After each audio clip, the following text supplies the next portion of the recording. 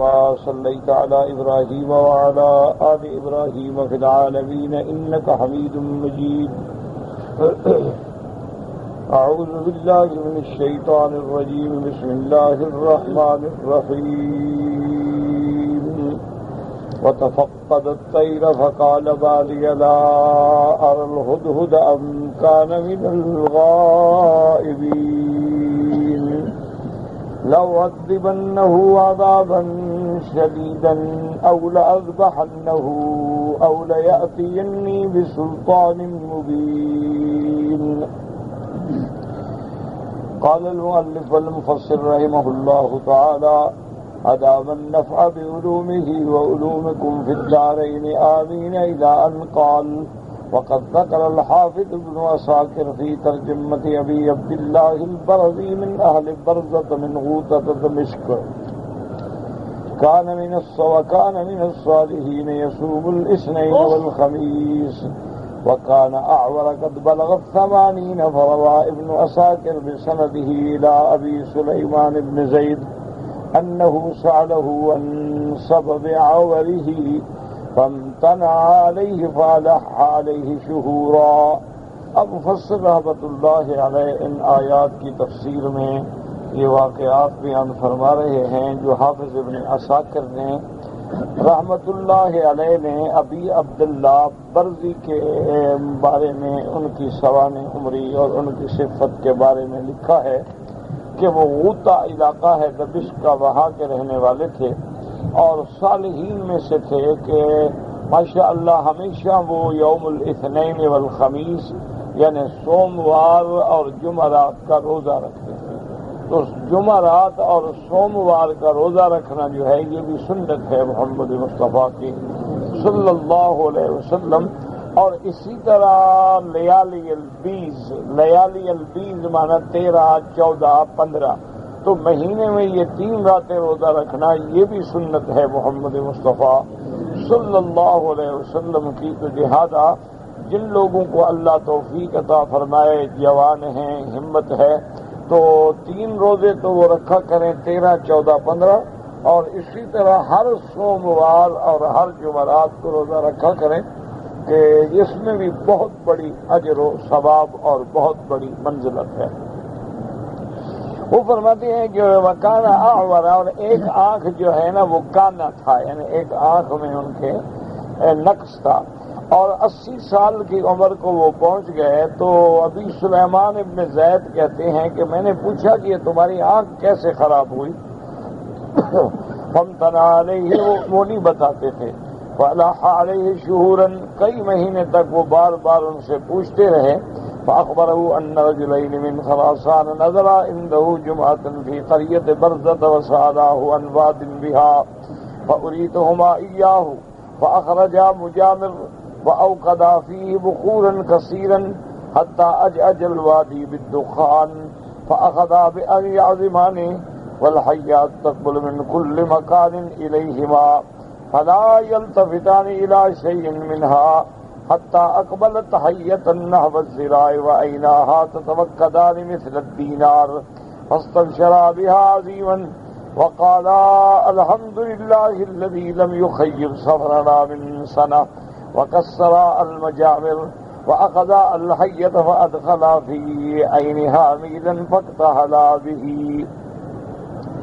فسألتهما أن يقالاني فأبيا فلحت عليهما وقلت لا بد من ذلك وتوعدتهما بالدولة فكحلا عيني الواحدة اليمنى فحين وقع في عيني نظرت إلى الأرض تحتي مثل المرأة انظر ما تحتها كما ترى المرأة ثم قال لي سر معنا قليلا فصرت معهما وهما يحدثان حتى إذا بعدت عن القرية أخذاني فكتفاني وأدخل أحدهما يده في عيني ففقعها ورمى بها ومضيا فلم أزل كذلك ملقيا مكتوفا حتى مر بي نفر ففكك وثاقي وهذا ما كان من خبر عيني. اب وہ فرماتے ہیں کہ میں نے ان کو بڑا مجبور کیا کہ یہ تمہاری آنکھ کو کیا ہوا، کیا سبب کیا ہے، وہ نہیں بتاتے تھے. لیکن کئی مہینے تک جب میں مجبور کرتا رہا تو انہوں نے پھر یہ واقعہ سنایا. انہوں نے کہا کہ ان رجلین من خراسان، خراسان کے علاقے سے 2 آدمی آئے ہیں اور ہمارے پاس آگے 1 ہفتے کے لیے رہے، فی قریت برزہ، برزہ قریہ بستی کا نام ہے، وَسَأَلَاهُ عَنْ وَادٍ بِهَا، اور ہم سے انہوں نے پوچھا کہ یہاں فلاں وادی ہے، تو میں نے کہا کہ ہاں ہے، تو انہوں نے کہا وہ وادی ہمیں دکھاؤ۔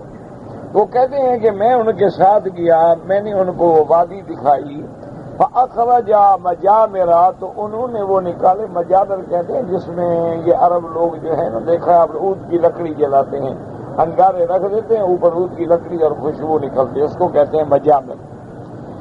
بخور جلانے کے لیے بنا ہوا برتن ہوتا ہے۔ وَأَوْقَدَ فِيهَا بُخُورًا كَثِيرًا، انہوں نے آگ جلائی، اس میں کولے بنائے، پھر اس میں خوشبو والا بخور جو ہے وہ رکھا، حتیٰ کہ اتنا بخور ڈالا کہ اجل وادی بالدخان، کے اس کے دھوئیں سے معلوم ہوتا تھا کہ پوری وادی جو ہے وہ بھر گئی۔ کہتے فَأَخَذَا يَعْزَمَانِ، اور اس کے بعد وہ پڑھتے رہے، وَالْحَيَّاتُ تُقْبَلُ مِنْ كُلِّ مَكَانٍ إِلَيْهِمَا، اور میں دیکھ کے حیران ہوتا رہا کہ ہر جگہ سے سانپ جو ہے نکل کے ان کی طرف آ رہے ہیں۔ فَلَا يَلْتَفِتَانِ إِلَىٰ شَيْءٍ مِنْهَا، لیکن وہ کسی چیز کا خیال نہیں کرتے۔ کہتے ہیں تھوڑی دیر گزری، حتیٰ اقبلت حیۃ نحو الذراع، کہ ایک سانپ آیا، ایک ہاتھ کے برابر لمبا ایک سانپ جو ہے وہ آیا۔ جب انہوں نے دیکھا تو ان کی آنکھیں جو تھی روشن ہو گئیں، جیسے دینار سونے کا چمکتا ہے، اور بڑے خوش ہوئے اور کہنے لگے بھی اللہ کا شکر ہے کہ ہم نے جو محنت کی اور 1 سال سے ہم سفر کر کے اس وادی کو اور اس سانپ کو ڈھونڈ رہے تھے، آج اللہ نے ہمیں کامیاب کر دیا اور وہ سانپ ہم نے ڈھونڈ لیا ہے۔ اور اس کے بعد کہتے ہیں جی کہ انہوں نے یہ کیا کہ وہ جو مجابر تھے نا جن میں وہ خوشبوئیں جلا رہے تھے وہ بھی توڑ ڈالی اور اس سانپ کو بھی پکڑ لیا۔ پکڑنے کے بعد فَأَدْخَلَ فِي عَيْنِهَا مِيلًا فَاقْتَحَلَا بِهِ، اور انہوں نے اس انداز میں پکڑا کہ جیسے آدمی سرما آنکھوں میں ڈالتا ہے، اسی طرح انہوں نے اس سانپ سے آنکھوں میں سرما جیسے ڈالتے ایسے اپنے آنکھوں میں پھیرا اس سانپ کو۔ تو میں حیران دیکھ رہا ہوں کہ بھی اپنی آنکھ میں پتہ نہیں یہ سانپ کیوں پھیرے ہیں۔ تو میں نے بھی ان کو کہا فَسَأَلْتُهُمَا أَن يَقْتَحَلَانِ، کہ مجھے بھی بابا اسی طرح آنکھ میں پھیرو، یہ کیا ہے، کیوں کر رہے ہو آخر، اتنی جو تم نے محنت کی ہے اور میں نے تمہیں وادی بتائی، انہوں نے کہا بھی تم نہ کرو۔ میں نے کہا کہ نہیں میں تو کروں گا۔ تو انہوں نے کہا کہ اچھا ٹھیک ہے۔ جب میں نے ان کو مجبور کر دیا اور میں نے کہا دیکھو صرف یہ نہیں بلکہ میں تمہیں اور پیسے بھی دوں گا، تمہیں انعام بھی دوں گا۔ فَقَحَلَا عَيْنِي الْوَاحِدَةَ الْيُمْنَىٰ، تو انہوں نے کہا اچھا تمہاری ایک آنکھ میں ہم کرتے ہیں، دونوں میں نہ کرو۔ تو ان نے میری دائیں آنکھ میں اس سانپ کو لے کے میری آنکھ میں پھیرا۔ تو اس کے بعد وہ کہتے ہیں کہ اس کے پھیرنے کی دیر تھی، مجھے زمین ایسے روشن ہو گئی کہ جیسے شیشہ روشن ہو جاتا ہے، جو بھی زمین کے نیچے تھا وہ مجھے نظر آنے لگ گیا۔ اس کے بعد انہوں نے کہا کہ اچھا تم ہمارے ساتھ چلو، اب ہم جا رہے ہیں، کچھ سفر تک ہمارے ساتھ جاؤ پھر تم واپس آ جانا۔ وہ کہتے ہیں کہ میں ان کے ساتھ چل پڑا، اور جب ہم اپنی بستی سے کافی دور نکل گئے تو ان دونوں نے مجھے پکڑ کے گرایا، اور گرانے کے بعد میری آنکھ جو تھی نا جس میں وہ ڈالا تھا اس کو خراب کر دیا، اور اس کے بعد اسی حالت میں مجھے باندھ کے وہیں چھوڑ کے چلے گئے۔ کہتے میں وہاں پھر پڑا رہا، اللہ عالم کتنی دیر پڑا رہا، حتیٰ کہ کچھ لوگ وہاں سے جب گزرے انہوں نے آ کے مجھے اس قید سے چھڑایا اور بستی میں لے آئے۔ تو اس دن سے یہ میری آنکھ نکلی ہوئی ہے، یہ ان لوگوں نے نکالی تھی، تو یہ سبب ہے۔ تو مفسر رحمۃ اللہ علیہ کے کہنے کا معنی یہ ہے کہ یعنی ایسے حالات ہوتے ہیں، ایسے اسباب ہوتے ہیں کہ جن سے اللہ تبارک و تعالی زمین کے نیچے کی چیزیں بھی نظر آنی شروع ہو جاتی ہیں۔ اور وما ذالک علی اللہ بعزیز، اللہ کی قدرت کے آگے یہ کوئی معمولی چیزیں بڑی نہیں ہیں۔ اب آپ دیکھیں نا کہ ایک سانپ ایسا بھی ہوتا ہے کہ اس کے اندر ایک چھوٹا سا من کا ہوتا ہے، اور وہ من کا جو ہے وہ سانپ کی زہر کا علاج ہے۔ یعنی اگر وہ ہو جہاں سانپ ڈس جائے بس وہاں پھیرتے رہو، 5-10 منٹ میں ساری زہر پیر نکال کے پھینک دے گا۔ حالانکہ وہ سانپ ہے لیکن تریاگ بھی اللہ نے اس کے اندر رکھا ہوا ہے۔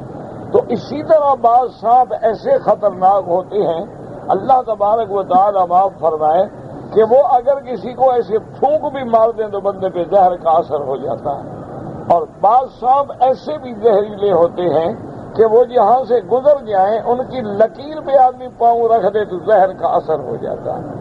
اور بعض سانپ ایسے بھی ہوتے ہیں جو اڑ کے حملہ کرتے ہیں، اور وہ ہوتے دیکھنے میں بہت چھوٹے ہیں لیکن وہ بے انتہا زہریلے ہوتے ہیں۔ اور بعض سانپ دیکھنے میں بڑے بڑے اژدہا ہوتے ہیں لیکن ان میں زہر نہیں ہوتا ہے۔ تو سانپوں کی بھی اللہ نے اقسام و انواع بنائے ہیں۔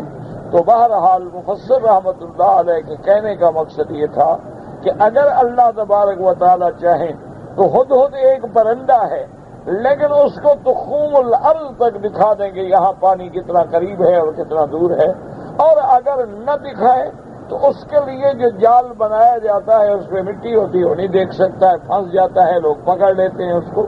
تو یہ ساری باتیں جو ہیں تقدیر کے اندر ہیں، لیکن اللہ تبارک و تعالی نے ہر چیز کے کچھ اسباب بنائے ہیں۔ ابھی بھی ہندوستان میں ایک جگہ ہے جو ہندوستان میں رہنے والے لوگ ہیں تقریباً وہ جانتے ہیں، وہاں کسی بزرگ کی مزار ہے، اللہ عالم لوگ جو کہتے ہیں۔ اچھا، خدا کی قدرت ہے کہ سال میں 3 دن آتے ہیں، وہاں ان کا میلہ ہوتا ہے، اور وہ 3 دن جو ہیں وہ سارا علاقہ جو ہے سانپوں سے بھر جاتا ہے۔ سانپ ہی سانپ ہوتے ہیں ساری بستی میں اور بازار پہ اور کمروں میں اوپر نیچے، یعنی اتنے سانپ ہوتے ہیں کہ بندوں کو سونے کی جگہ نہیں ملتی۔ اگر آدمی کہیں سو جائے نا، جب اٹھتا ہے نا 8-10 سانپ اس کے اوپر سو رہے ہوتے ہیں۔ 3 دن کے لیے سارے وہ علاقوں کے پتہ نہیں سانپ کہاں سے آ جاتے ہیں۔ اچھا، اور کسی بندے کو ڈستے بھی نہیں، نقصان بھی نہیں پہنچاتے، اور 3 دن کے بعد وہ غائب ہو جاتے ہیں، پھر پتہ نہیں کہاں چلے گئے بھائی۔ تو یہ اللہ کا نظام ہے، اور اللہ تبارک و تعالی ہی اپنے راز جانتے ہیں، اپنے ان بھیدوں کے جاننے والے۔ علام الغیوب اسی کی شان ہے کہ جس کو ذرے ذرے کا علم ہے کہ کہاں کوئی چیز ہے، کہاں کوئی پہاڑوں کے غاروں کے نیچے بھی چھپا ہے، اس کے علم سے بعید نہیں ہے۔ تو یہ اللہ کا نظام۔ اچھا، اسی طرح مچھلیاں ہیں، بعض جگہ ان کے بنے ہوتے ہیں دکھانے کے لیے، آپ دیکھیں کہ سینکڑوں قسم کی مچھلیاں ہیں، کوئی بڑی ہے، چھوٹی ہے، پیلی ہے، نیلی ہے، کئی رنگوں میں، عجیب عجیب اللہ کی قدرت ہے اور اللہ کا نظام ہے۔ اچھا، اسی طرح وہ بھی ہند میں ہے، تقریباً حیدرآباد دکن میں ایک چھوٹی سی مچھلی ہوتی ہے۔ اچھا، جن لوگوں کو دمہ ہوتا ہے نا، وہ سال میں کچھ دن آتے ہیں، انہی دنوں میں وہ مچھلی پکڑی جاتی ہے۔ وہ مچھلی پکڑ کے وہ زندہ کھلا دیتے ہیں اس بندے کو، تو دمہ ٹھیک ہو جاتا ہے۔ اللہ کا شان ہے یہ ہے۔ اچھا، وہاں لائنیں لگتی ہیں، ٹوکن چلتے ہیں، ہزاروں کی تعداد میں 2-2 دن 3-3 دن لوگ جو ہے لائنوں میں بیٹھے ہوئے ہوتے ہیں۔ یہ نہیں کہ 1 یا 2 آدمی ہوتے ہیں، 4 آدمی ہوتے ہیں، 10 آدمی ہوتے ہیں، لائنوں کے اندر آدمی بیٹھے ہوئے ہوتے ہیں۔ تو یہ اللہ کا ایک نظام ہے، اور اللہ تبارک و تعالی نے ہر چیز میں ایسی خصائص رکھے ہیں۔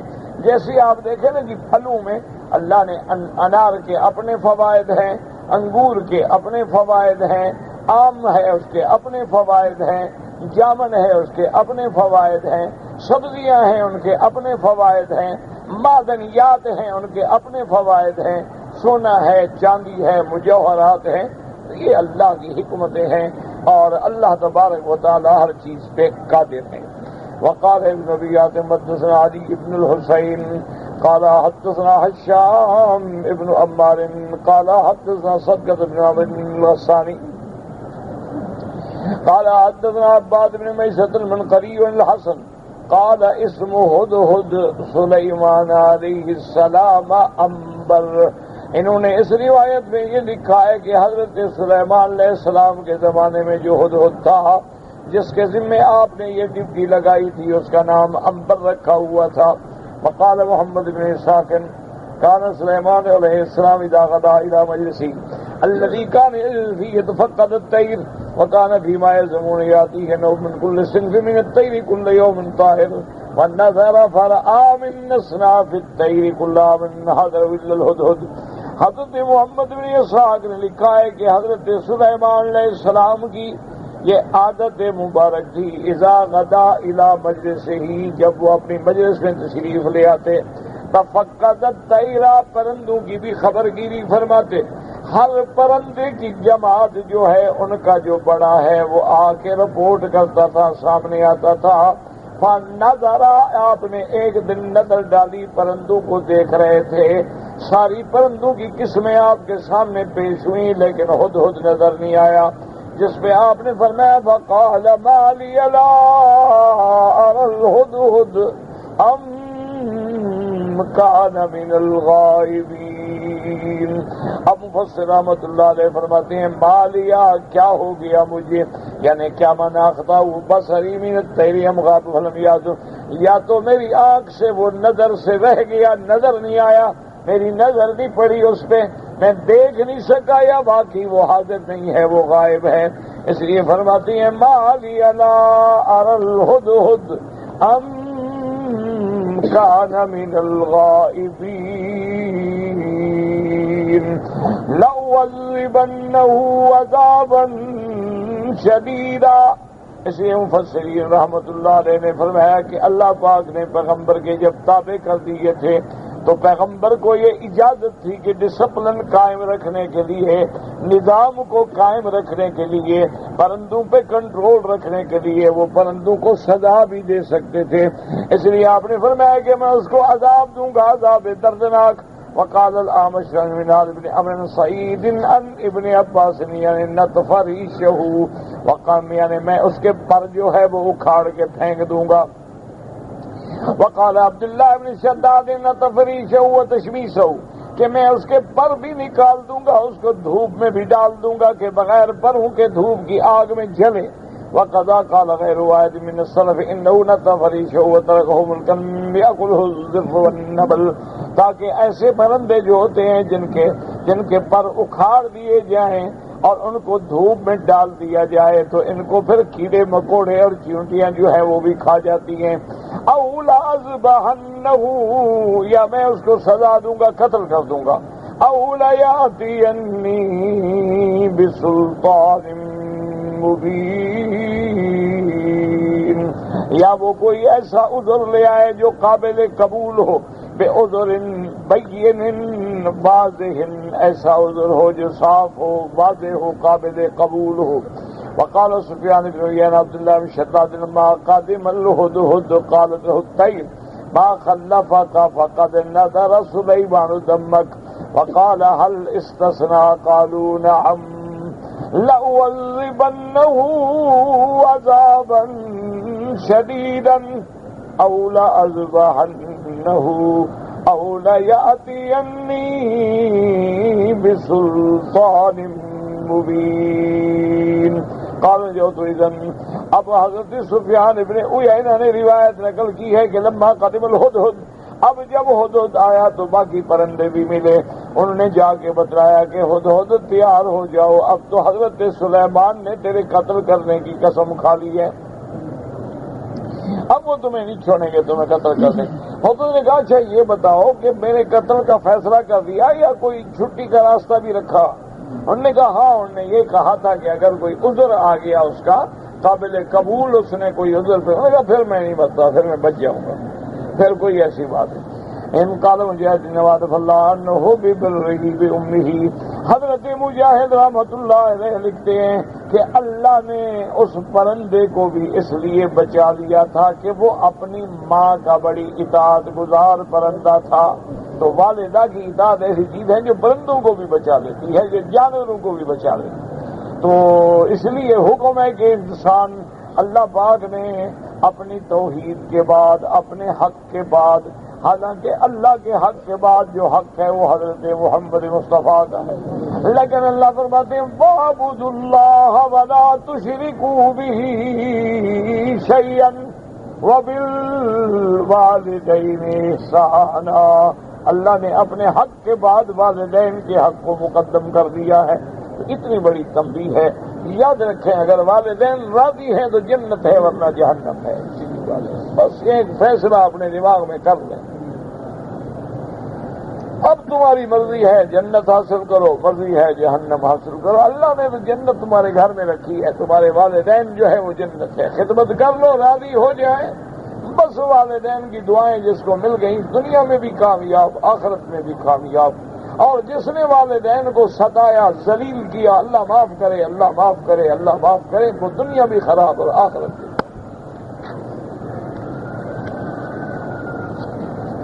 اور اس کے بعد فرماتے ہیں وَمَكَثَ غَيْرَ بَعِيدٍ فَقَالَ أَحَطتُ بِمَا لَمْ تُحِطْ بِهِ وَجِئْتُكَ مِنْ سَبَإٍ بِنَبَإٍ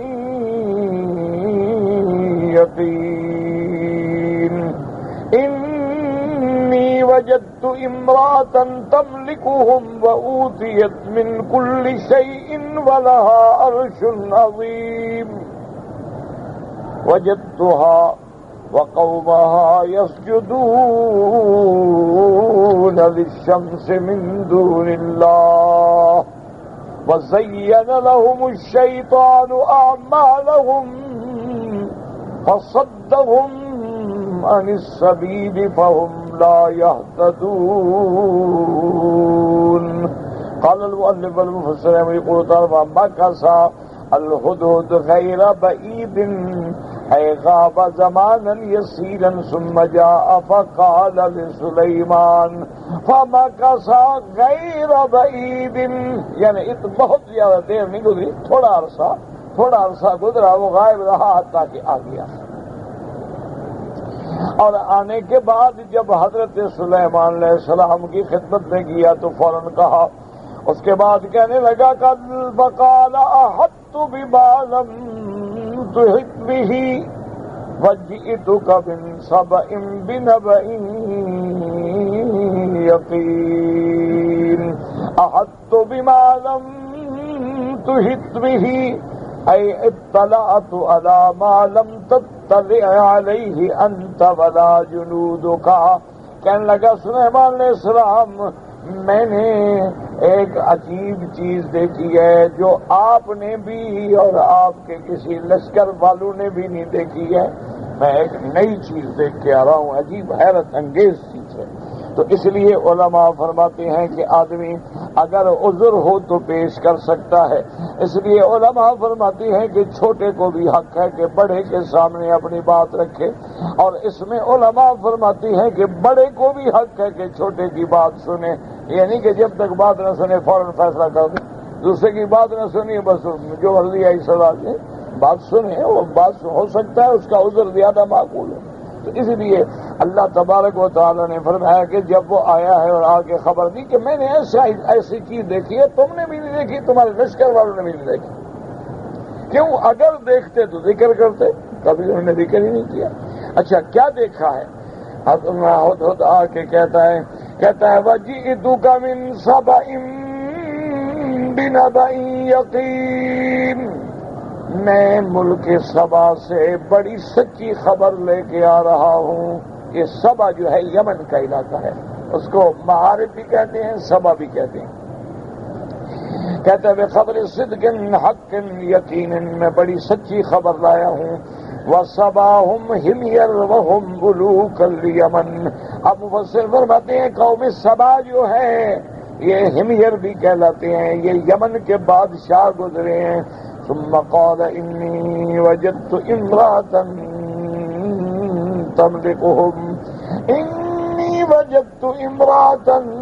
تملكهم وأوتيت من كل شيء ولها عرش عظيم إني وجدت، قال الحسن بصری رحمۃ اللہ علیہ، حضرت حسن بصری فرماتے ہیں کہ اس عورت کا نام جو ہے ہی بلقیس بنت شراحیل ملکۃ سبا، اس کا نام بلقیس تھا، یہ شراحیل کی بیٹی ہے اور یہ سبا کی شہزادی ہے، ملکہ ہے وہاں کی۔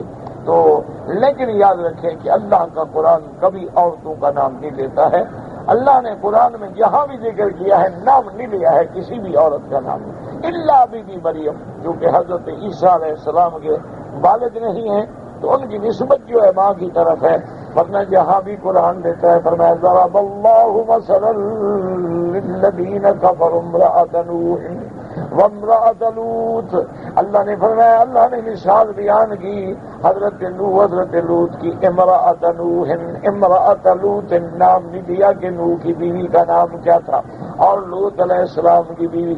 اسی طرح فرماتے ہیں ضرب اللہ مثلا للذین آمنوا امرأۃ فرعون، امرأۃ فرعون نام نہیں لیا، اللہ تو جانتے ہیں لیکن نام نہیں لیا کہ فرعون کی بیوی. اسی طرح اللہ تبارک و تعالی نے فرمایا اذ قالت امرأۃ عمران رب انی نذرت لک ما فی بطنی.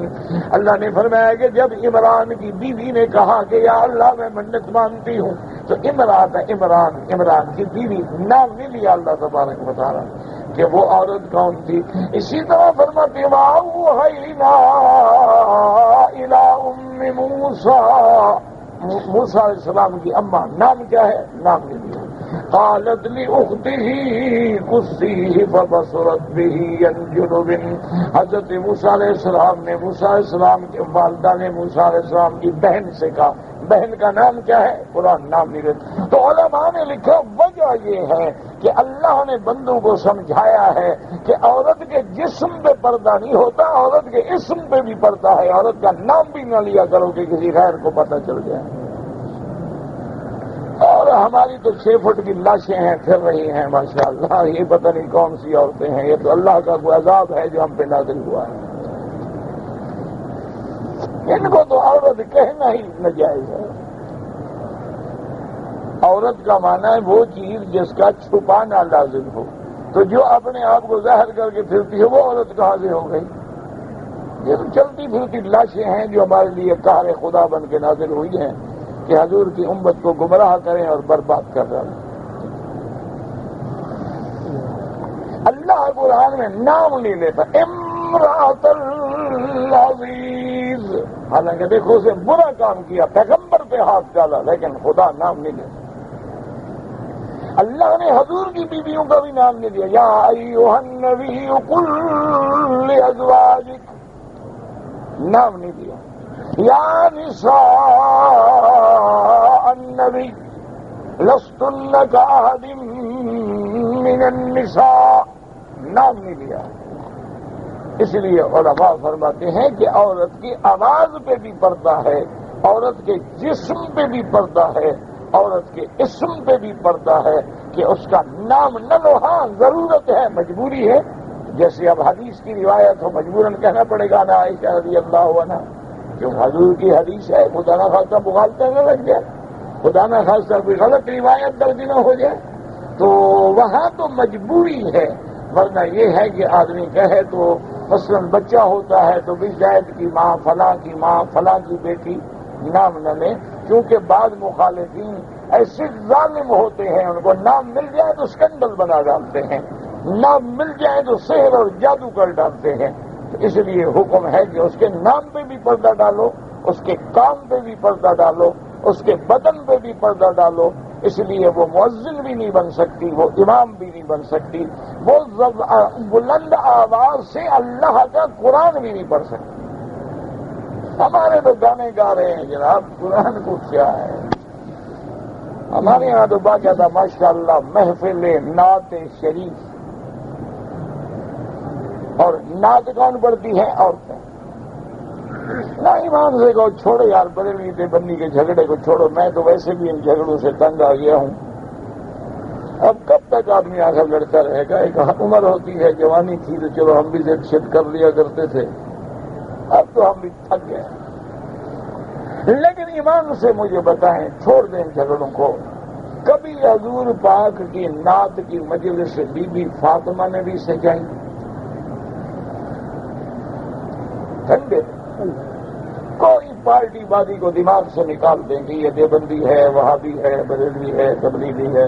بحیثیت ایک مسلمان خدا کے کعبے میں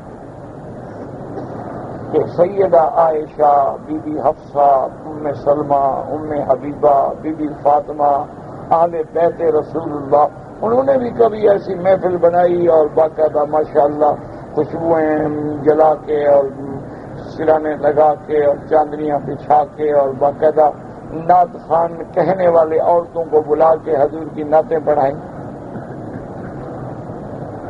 اگر ہے تو ہمیں بھی دکھا دو خامخواہ، ہم پھر کیوں خامخواہ چیخ رہے ہیں؟ ہم بھی تمہارے ساتھ ہیں۔ اگر تمہیں کسی حدیث میں مل جائے تو ہمیں بھی دکھا دو، جھگڑے کی کیا بات؟ جھگڑا تو جاہل کرتا ہے نا، ورنہ جب دلیل آ جائے قرآن سے یا حدیث سے، پھر جھگڑا کیا مطلب؟ اگر ہمیں دکھا دو گے کہ بی بی فاطمہ نے مجلس بنائی، انہوں نے میلاد منایا، انہوں نے نعت خوانی کرائی، اور باقاعدہ حضور کے صحابہ نعت خوانی کرتے تھے اور ساتھ باقاعدہ باجے بجتے تھے اور سرنگیاں بجتی تھیں اور وہ جناب بیٹھ کے گاتے تھے اور ٹی وی پہ دکھایا جاتا تھا، اگر ہے کہیں دکھا دو، ہم بھی تمہارے ساتھ ہیں، چلو ہم بھی رونق میلے کا فائدہ اٹھائیں۔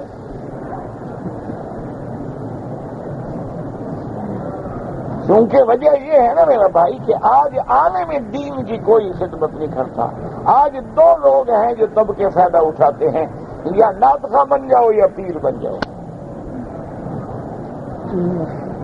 ایک عالم دین آپ کے علاقے میں آئے، 10 سال قرآن پڑھاتا رہے، آپ اس کو 10 ریال بھی نہیں دیں گے۔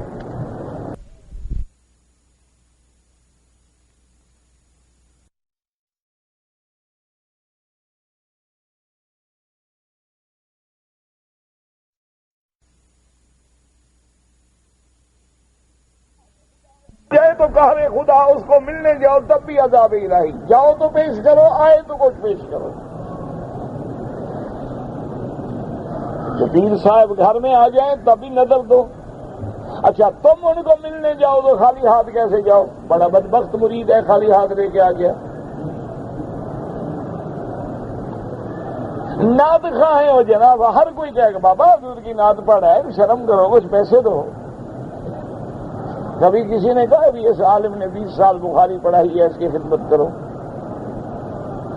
وہ تو بات ہی نہیں، وہ تو اللہ کے نبی والا کام کرتا ہے، وہ تو پسند ہی نہیں نا ہمیں۔ بس انا للہ و انا الیہ راجعون، اور کیا کہہ سکتے ہیں؟ بس آج دیکھ رہے ہیں طواف میں مطاف میں ہماری بیٹیاں ایسے پھرتی ہیں جیسے انارکلی میں سیر کر رہی ہوں، صفا مروہ میں ایسے سینہ نکال کے دوڑتی ہیں جیسے ابھی کشتی پہ جانا ہو، ریسلنگ پہ جا کے مقابلہ لڑنا ہو۔ عمرہ کر رہے ہیں، کس نے کہا؟ بس ایک روٹین ہے، ورک ہے، لوگ ہیں، آ رہے ہیں، میلہ ہے، لگا ہوا ہے، بھیڑ ہے، خدا جانے کوئی لاکھوں میں ایک آئے گا، شاید اس کی دعا سے اللہ ہمیں بخش دے۔ ہمارا حال پتلا ہے، ہوٹلوں میں سوئے ہوئے ہیں، نمازیں غائب، 70 سال عمر ہو گئی ہے، بوڑھے ہو گئے ہیں، صف بنانے کا طریقہ نہیں آتا کہ صف کیسے بنائی جاتی ہے۔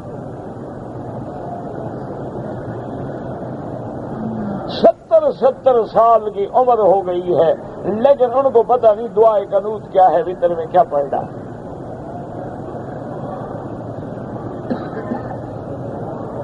ماشاءاللہ ہمارا نوجوان طبقہ ہے جو اڑتی ہوئی چڑیا کے پر گن لے، لیکن اس سے پوچھو کہ الحمدللہ کا کیا ترجمہ ہے تو کہا بس الحمدللہ۔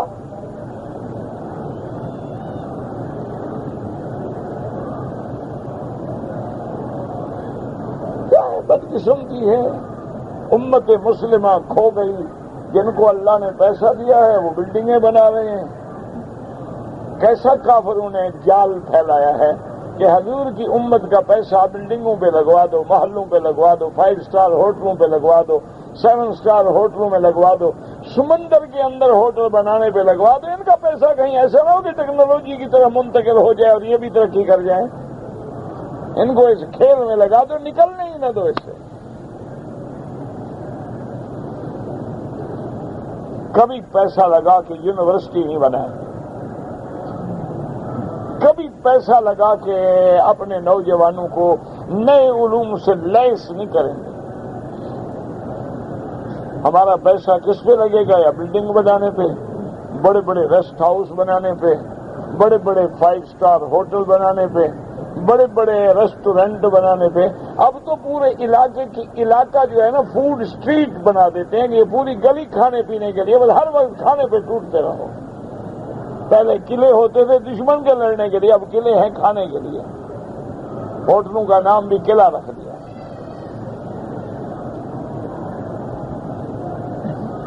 وہ کسی نے کہا تھا نا جی، علامہ اقبال بیچارہ مر گیا، اس نے کہا تھا نا کہ دیگوں کے سائے میں ہم پل کر جمع ہوئے ہیں، اس نے کہا نہیں، دیگوں کے سائے میں ہم پل کر جمع ہوئے ہیں، چمچہ ہے دیگ والا قومی نشاں ہمارا۔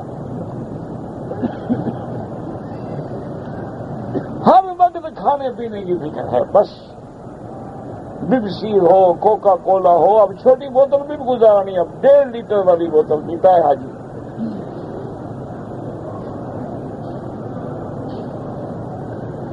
بس ٹھیک ہے جی، انا للہ و انا، آپ میرے لیے دعا کرتے رہے، ہم آپ کے لیے کریں، شاید وہ رحیم اپنے رحم کو دیکھ لے، ورنہ ہمارے اعمال جو ہیں وہ جہنمیوں کے قریب لے جائیں۔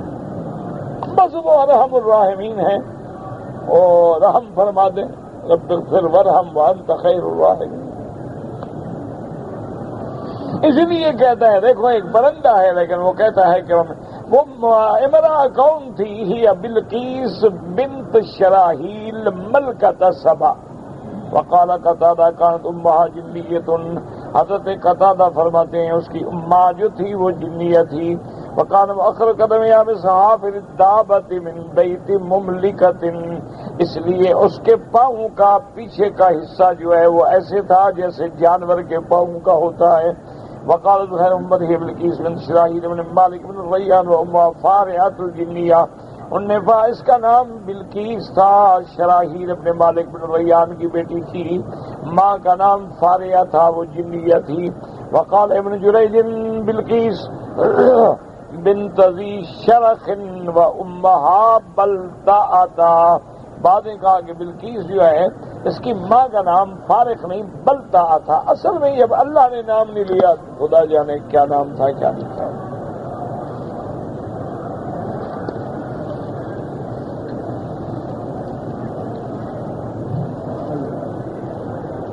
کہتے جی کہ اکثر حرم میں اور حرم کے باہر عورتیں پردہ نہیں کرتی، اور ہماری نظریں بھی ان کے چہرے پہ پڑ جاتی ہیں، بڑی شرمندگی تو ہوتی ہے، احساس بھی ہوتا ہے، بس استغفر اللہ پڑھیں، اعوذ باللہ من الشیطان الرجیم، اور نظر بچانے کی کوشش کریں۔ کل المؤمنین یغضوا من ابصارہم، کہ جب کوئی عورت سامنے ہو اپنی نظریں جھکا لو۔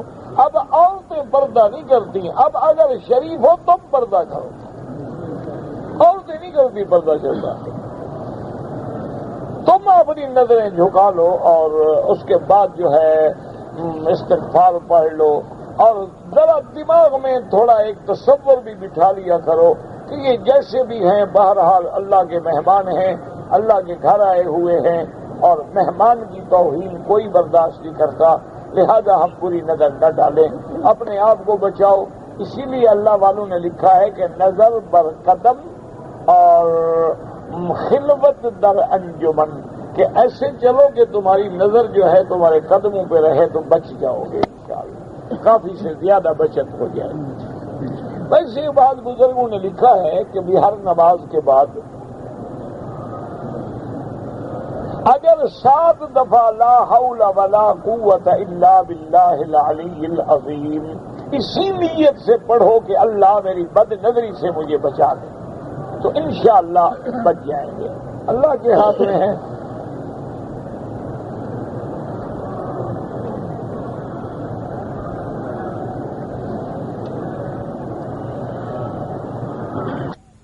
میری والدہ کی یا والد کی عمر 77 سال ہے، طواف زیارت بھائی نے کر لیا، بھائی کے کرنے سے طواف زیارت ادا نہیں ہوتا۔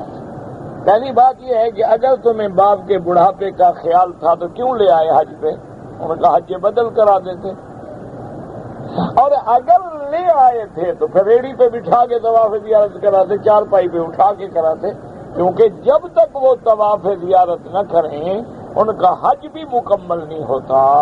تو اب تو ذمہ داری ہے تمہاری کہ ان کو دوبارہ لاؤ، طواف زیارت بھی کراؤ اور دم بھی ادا کرو۔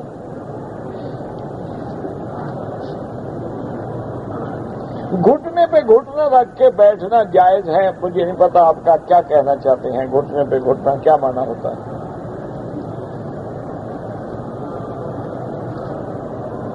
طواف اور نماز کے دوران میں بیت اللہ پہ نظر پڑے کوئی بات نہیں. اگر سورت فاتحہ کے بغیر نماز نہیں ہوتی ہے، کس نے کہا ہے آپ کو؟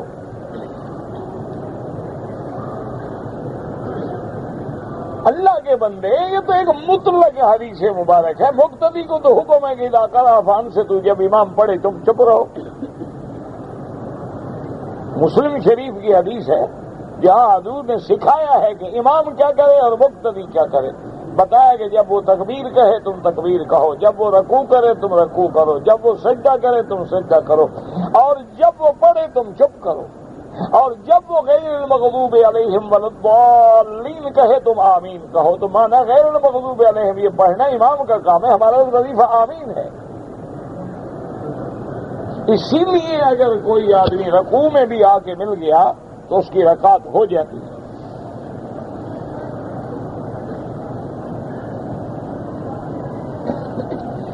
میرا بیوی میرے سانڈو کے ساتھ حج پہ آ سکتی ہے نہیں؟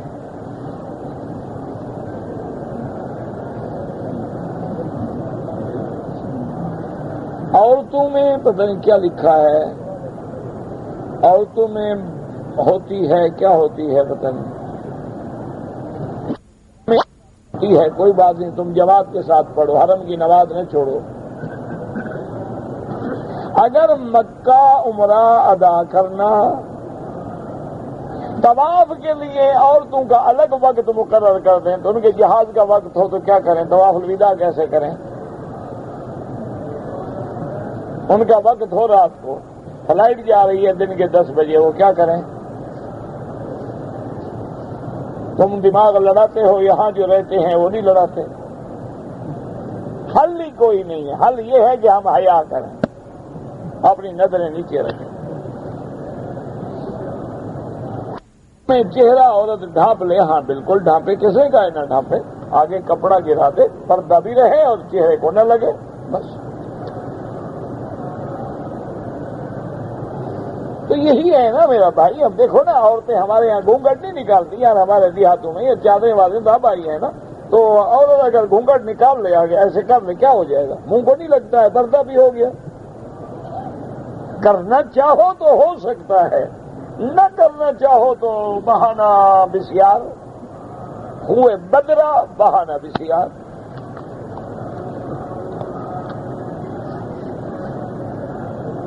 نکاح میں عورت کو کیا کیا حقوق حاصل ہوتے ہیں کہ خاوند اس کی عزت کی حفاظت کرے، نان نفقہ سکنا کھانا پینا مبیت سب خاوند کے ذمے ہے. عورت کے ذمے اطاعت ہے، فرما برداری ہے، اور خاوند کو سکھ پہنچانا ہے. حق المہر جو مقرر ہے وہ خاوند کو ہر حال میں دینی چاہیے.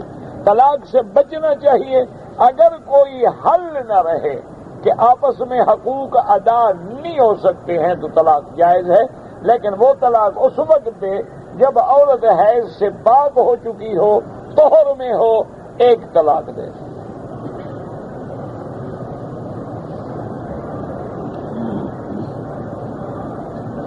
اگر مقیم مکہ نے شوال میں عمرہ کر لیا مدینہ منورہ سے تو حج تمتع ہوگا. امام ابو حنیفہ فرماتے ہیں حج تو تمتع نہیں ہوگا، لیکن دم پڑ جائے گی کہ اس نے عمرہ کیوں کیا ہے اشہر حج میں. باقی ائمہ فرماتے ہیں کہ چونکہ عمرہ بھی کر لیا اور اسی سال حج بھی کر لیا تمتع ہو جائے گا.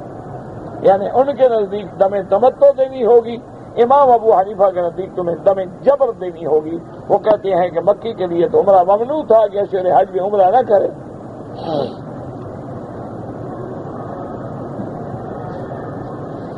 یہ جب حج کا وقت آ جائے گا نا، حج کے مسئلے اس وقت ہو جائیں گے.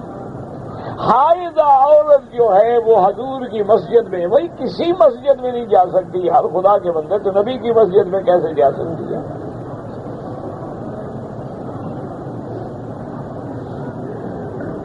کہتے ہیں کہ بعض لوگ جو تبلیغ کے لیے جاتے ہیں اس میں جانا کیسا ہے؟ نہیں اس میں نہ جائیں، چوری چوری ڈاکے شاکے پہ جایا کریں. کیا فائدہ وہ کام کرو، کوئی ڈاکہ، کوئی چوری، کوئی ہیروئن، کوئی اسمگلنگ، وہ اس کام کے لیے نکلو. یہ کیا کام ہے مولویوں والا؟ کلمہ پڑھو، کلمہ پڑھو، نماز پڑھو، یہ کوئی بات ہے؟ ایسے کام سے بچ کے رہنا، بالکل قریب نہ جانا۔ پوچھتے ہوئے بھی شرم نہیں آتی بندے کو کہ پوچھتے ہوئے کم از کم حیا سے ڈوب مرے کہ بھئی ایک آدمی دین کا کام کر رہا ہے، اللہ نے نبی بھیجے کیوں ہیں؟ اللہ نے حضور کی امت کو افضل امت کیوں بنایا ہے کہ کنتم خیر امت اخرجت للناس تأمرون بالمعروف وتنہون عن المنکر۔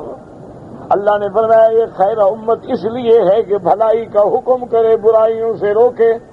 اللہ اپنے نبی کو فرماتے ہیں بلغ ما انزل الیک من ربک فإن لم تفعل فما بلغت رسالتا۔ یا میرے نبی، میرے رسول، آپ کی ذمہ داری ہے جو اللہ آپ پہ اتارے آگے پہنچائیں۔ اور حضور فرماتے ہیں فَلْيُبَلِّغُ الشَّاهِدُ الْغَائِبُ، جو میری بات سن رہے ہیں ان کو پہنچائیں جو غائب ہیں۔ حضور فرماتے ہیں بلغوا انی ولو آیۃ، اگر تمہیں ایک آیت، ایک مسئلہ بھی آتا ہے تو آگے پہنچاؤ۔ عجیب لوگ ہیں، پوچھتے ہیں خدا کے بندوں کچھ لحاظ کرو۔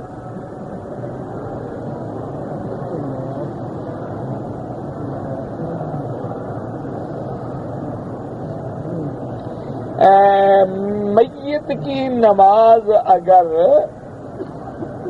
پتہ نہیں کیا لکھتے ہیں، پڑھا ہی نہیں جاتا، کرنسی نوٹ میں تصویر ہوتی ہے، بند کر کے جیب میں رکھو۔ آپ کی کیسٹ کیا ہے پتہ نہیں کہاں سے ملے، مجھے کیا پتا ہے۔ طواف کے دوران ناپاک آ گیا، کیا ناپاک آ گیا؟ گھر جا کے پتہ چلا تو دوبارہ غسل کر کے پاک ہو کے طواف دہراؤ۔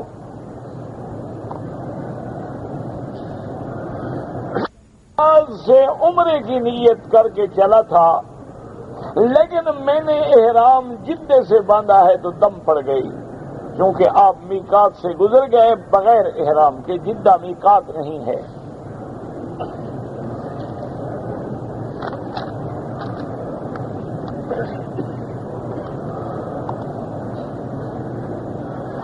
مانگے اللہ سے براہ راست دعا مانگیں۔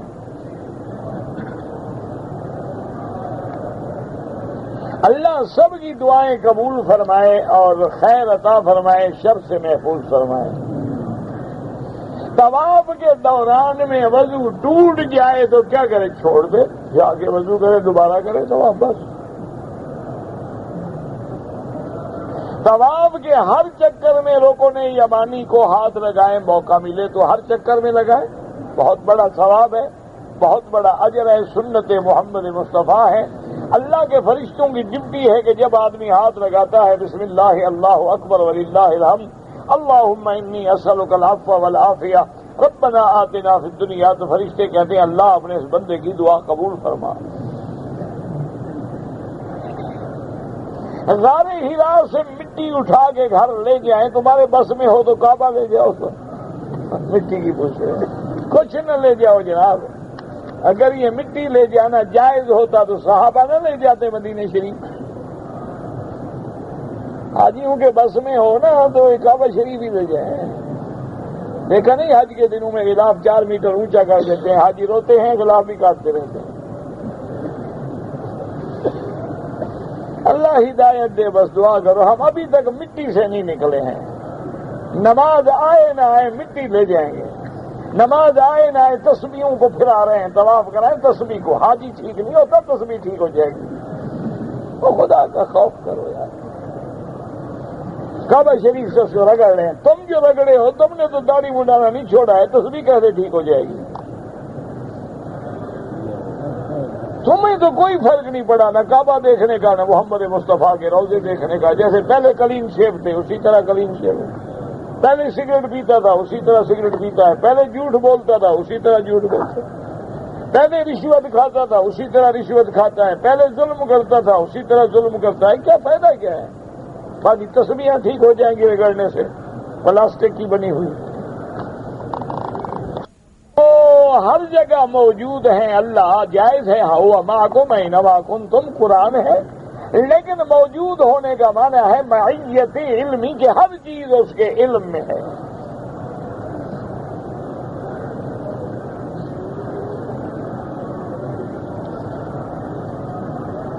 جو شخص گالیاں دیتا ہے اللہ ہدایت دے، گالیاں دینا اعمال منافقین میں سے ہے.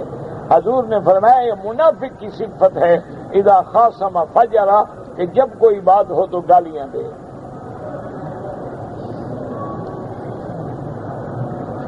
اتارنے کے لیے 7 چکر لگانے سے تو نظریں نہیں اترا کرتی. البتہ جس بندے کی نظر لگ جائے اسی کو کہو غسل کر کے پانی دے، وہ پانی ڈال دو تو نظر اتر جاتی ہے.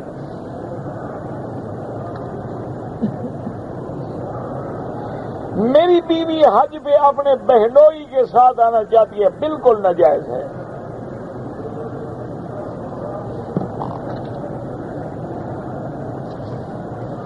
میری کتاب کا نام ہے دروس حرم، 4 جلد چھپ چکی ہے، وہ آپ کو مل جائے گی انشاءاللہ. اگر آدمی رات کو سوتے میں ناپاک ہو جائے تو کیا کرنا چاہیے؟ 4 پائی سر پہ رکھ کے باہر نکل جانا چاہیے. اللہ کے بندے غسل کرنا چاہیے اور کیا کرنا چاہیے. اب بتاؤ کیا کریں؟ پھر کہتے ہیں منڈی صاحب ناراض ہو جاتے ہیں. نہیں، ناراض نہیں ہوتا، آخر میں بلوچ آدمی ہوں، کبھی کبھی میٹر گھوم جاتا ہے نا. میں برداشت بڑی کرتا ہوں، لیکن کیا کریں، آخر کچھ اصل تو ہوتا ہے نا خون کا. لاکھ مولوی بن جاؤ، آدمی رہتا تو وہی بلوچ کا بلوچ ہے. تو اس لیے خدا کے بندے ناپاک ہو جائے اٹھے غسل کرے بس، اور کیا کرے. یہ کوئی بات ہے پوچھنے کی کہ کیا کرے.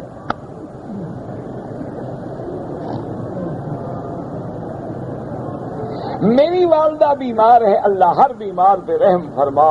اللہم اشفنا واشف مرضانا ومرضى من اوصانا ومرضى المسلمین. اللہم انا نعوذ بک عن البرص والجذام وعن سیء الاسقام. اللہ ہر بیماری سے بچانا، قیامت تک محتاج نہ کرنا کسی بندے.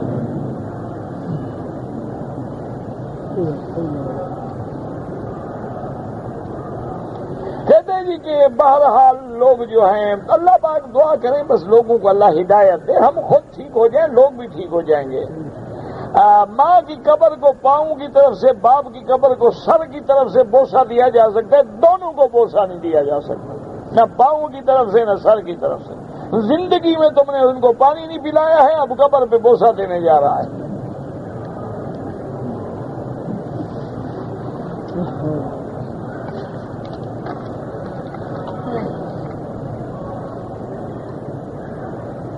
کہتے ہیں جی کہ ظہر کی نماز سے پہلے ایشیا کے جتنے مسلمان ہیں وہ 4 رکعت سنت پڑھتے ہیں.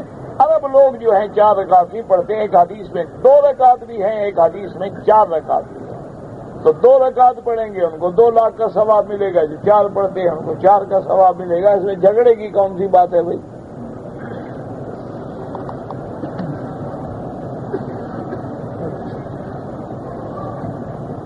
امام صاحب کے پیچھے اگر حنفی مسلک پہ ہے تو فاتحہ نہیں پڑھے گا، خاموش رہے گا. اور حنبلی المسلک ہے تو جن نمازوں میں امام زور سے پڑھتا ہے جیسے فجر ہے، مغرب ہے، عشاء، پھر بھی مقتدی نہ پڑھے. ہاں اگر وہ کہتے ہیں کہ امام کی قرات نہیں سن رہا ہے تو پڑھ سکتا ہے.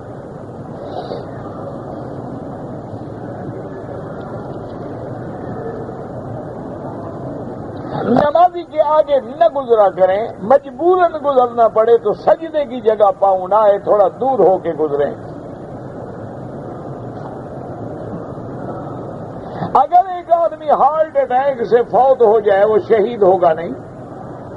شہید وہ ہے جن کے بارے میں حضور نے فرمایا ہے کہ الغریق جیسے ڈوب کے مرنے والا، پیٹ کی بیماری سے مرنے والا، اور جنگ میں اصل شہادت تو وہ ہے جو اللہ کے راستے میں لڑتے ہوئے شہید ہو جائے.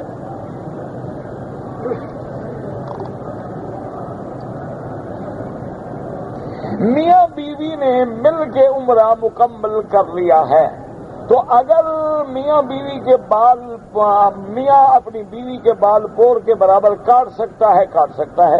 اور عورت اگر خاوند کے سر پہ ریزر پھیر دے کوئی بات نہیں، کچھ نہیں، کوئی مسئلہ نہیں.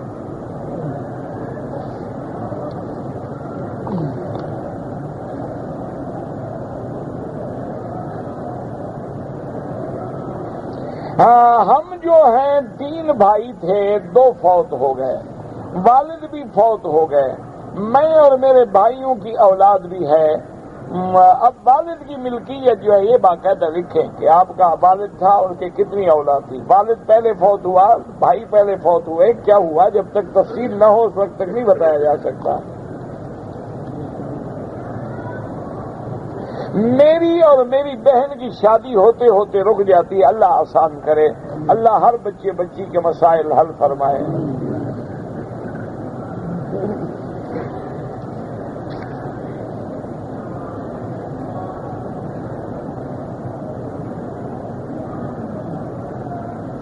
اگر ایک عورت نے 28 مئی کو ماہواری کے 7 دن غسل کر کے پاک ہو گئی، بعد میں پانی آتا رہا، لیکن 4 جون کو پھر خون آنا شروع ہو گیا، بہرحال یہ بیماری ہے، یہ ایام حیض نہیں لگتے، بعض اوقات ملک کے تبدیل ہونے سے، غذا کے تبدیل ہونے سے، زیادہ چلنے سے بھی اثرات ہو جاتے ہیں۔ تو معنی یہ ہے کہ غسل کر کے احتیاط کر کے نماز پڑھ سکتی ہیں۔ جتنی دفعہ بھی عمرہ کریں گے بالوں پہ اس طرح پھروانا ہوگا، بال ہوں یا نہ ہوں۔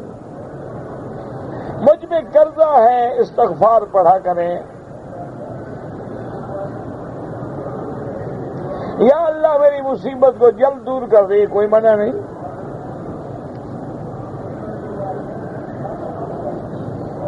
اگر ایک آدمی کو عمرہ کرتے ہوئے چوٹ لگی ناک پہ، ناک سے خون نکل آیا، کوئی جرمانہ نہیں، یہ اچھی بات ہے، خون اس کا نکلا، جرمانہ اسی کو کرو یا نہیں۔ لوگ سمجھتے ہیں دم نکل آیا تو دم پڑ گئی، نہیں، دم نہیں پڑتی ہے۔ اگر عمرہ کرنے کے بعد طواف اور صفا مروہ دوڑنے کے بعد ایک دوسرے کے بال کاٹ دیں، جائز ہے۔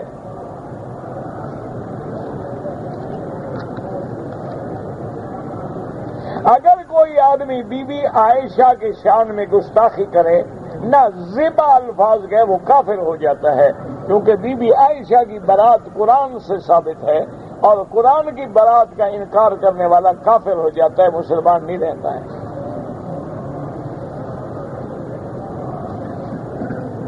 ایک آدمی نے مجھے عطر کی شیشی دی تھی کہ کعبے کے غلاف پہ لگا دینا، بالکل لگا دو، کوئی منع نہیں۔ ٹانگ پہ ٹانگ رکھ کے بیٹھنا جائز ہے، جائز ہے، کوئی منع نہیں۔ میں تو خیر مجبور ہوں، مجھے تکلیف ہے، ویسے جائز ہے۔ پتھری عقیدے کا مجھے پتہ نہیں، تمہیں پتا ہوگا کہ پتھری کون سا ہے، مٹی والا کون سا ہے، موتی والا کون سا ہے، آٹے والا کون سا ہے، مجھے نہیں پتا پتھری عقیدہ کیا ہوتا ہے۔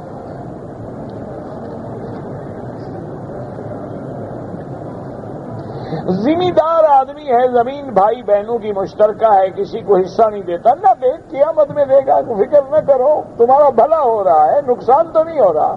یہاں تو زمین دے گا نا، قیامت میں نیکیاں تمہیں ملیں گی، وہ جہنم میں جائے گا۔ تمہیں کیا ڈر ہے، تمہارا تو بھلا کر رہا ہے۔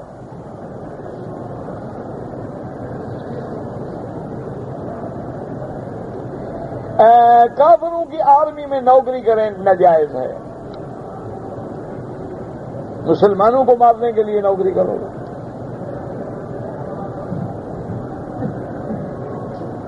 مسجد عائشہ سے جو عمرہ کرتے ہیں، امام ابو حنیفہ رحمۃ اللہ علیہ، امام شافعی رحمۃ اللہ علیہ کے نزدیک جائز ہے۔ نفلی عبادات کا ثواب جو ہے وہ گھر میں زیادہ ہوتا ہے، لیکن اللہ نے مسجد الحرام چند دن کے لیے نصیب کی ہے تو کیوں چھوڑیں۔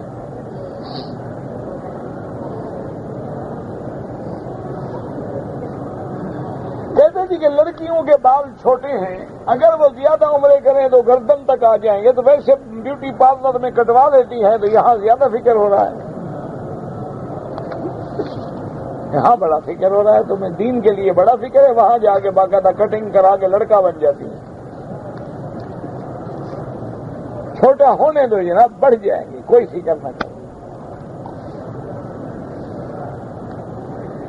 اگر آدمی اپنے ہوٹل سے نہا دھو کے چلا جائے، پھر جا کے میقات پہ 2 رکعت پڑھے، ٹھیک ہے، کوئی بات نہیں۔ کہتے ہیں کہ ہمارے حاجی جب واپس جاتے ہیں تو لوگ ماتھے پہ بوسہ دیتے ہیں، کوئی بات نہیں، ماتھے پہ بوسہ دینا دینا دینا دینا دینا دینا دینا دینا دینا دینا دینا دینا دینا